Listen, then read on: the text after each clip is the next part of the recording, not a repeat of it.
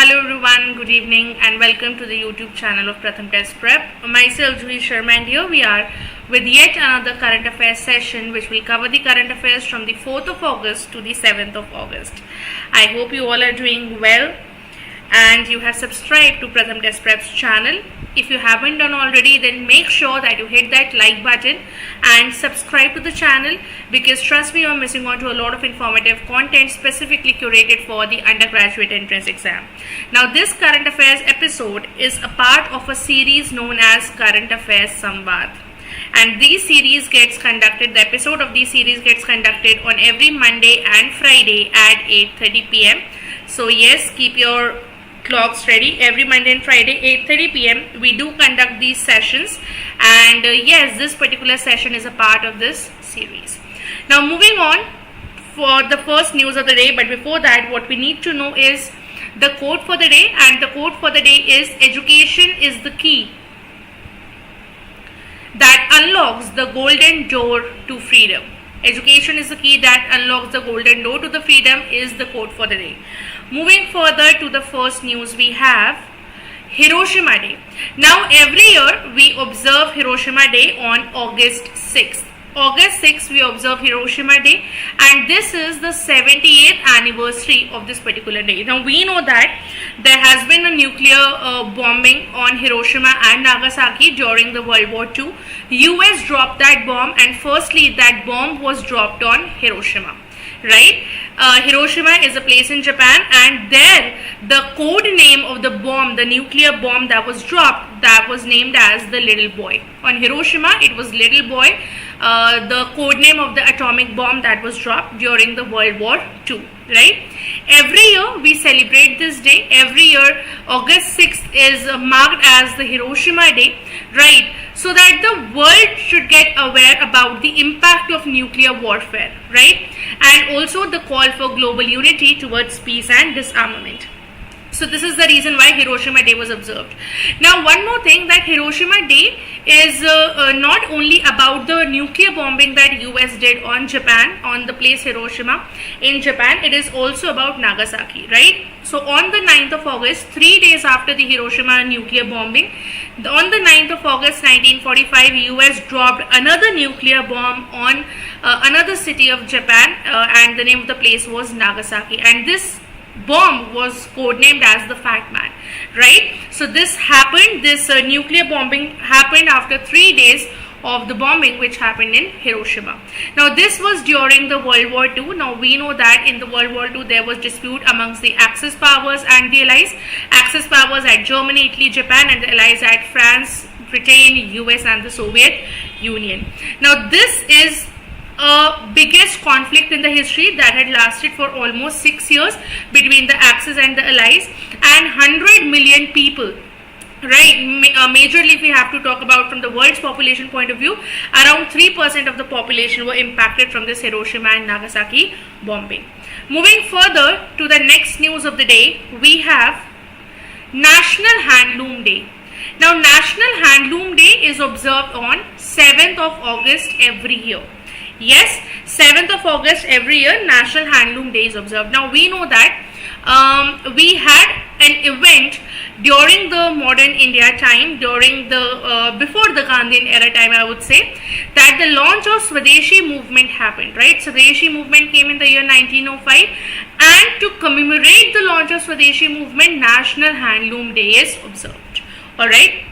Now this day is basically observed so that people become aware about the handloom sector, okay, about the about the handloom sector and its contribution in the socio-economic progress of the country, okay. 2023 is the 9th edition of National Handloom Day, and in 2015, during the Modi government, the second year of the Modi government, the government decided that 7th of August will be observed as the National Handloom Day. Now this particular day comes under which ministry? This particular day comes under the Ministry of Textile, and you should be aware that who is the textile minister? It is Mr. PRATHAM Goel. Alright, now the third news of the day we have is G. Mukesh become India's top ranked chess player. Now up till now what we know is the Grand Master from chess from India is Mr. Vishwanathan Anand. G. Mukesh, right? Mr. D. Mukesh has dethroned, or we can say that he has replaced Vishwanathan Anand, and he has been ranked in as the top chess player of the world from India. Okay, earlier it was Mr. Vishwanathan Anand, now it is D. Mukesh, and he is a 17-year-old kid. Now, International Chess Federation, in French it is referred to as FIDE. It is an organization which is based in Switzerland, and it is basically an organization that connects the national chess federations and is the governing body of the international chess competition as well. So all the chess competitions are basically governed by FIDE, right? International Chess Federation or the World Chess Federation. Now, this International Chess Federation was won by the championship of this federation. The international championship was won by Vishwanathan Anand in the year 2000, 2007, 2008, 10 and 2012, and therefore Vishwanathan Anand has been named, or he is actually known as the Grandmaster of Chess from India. Moving further, we have the next news which says about PM Modi laid the foundation stone for revamping 508 railway stations. Yes, via video conferencing, PM Modi recently announced that 508 railway stations across 27 states and union territories of India will be revamped, in which 55 stations will be in Uttar Pradesh and Rajasthan, 49 in Bihar, 44 in Maharashtra, 37 in West Bengal, 34 in MP, 32 in Assam, 25 in Odisha, 22 in Punjab, 21 each in Gujarat and Telangana, 20 in Jharkhand. 18 stations will be revamped in Andhra Pradesh and Tamil Nadu, 15 railway stations in Haryana and 13 in Karnataka. Now, we need not to know the number of stations which are being revamped, but we should be aware that total 508 railway stations will be redeveloped on the basis of the modern amenities, right, on the basis of the facilities to the passenger, and in order to ensure that there will be a well designed traffic circulation as well, there will be an intermodal integration or for the passengers too, right? So everything will be taken care of in the redevelopment of these railway stations.